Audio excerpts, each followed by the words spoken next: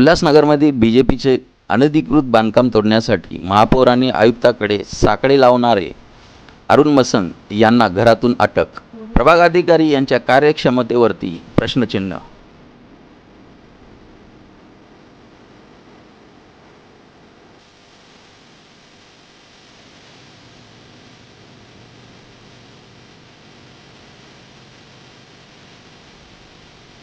शहरातील अनेक भूखंड हे भूमाफियांनी हडप केलेले आहेत, परंतु कोणत्याही प्रकारची त्यावरती कारवाई होत नाही.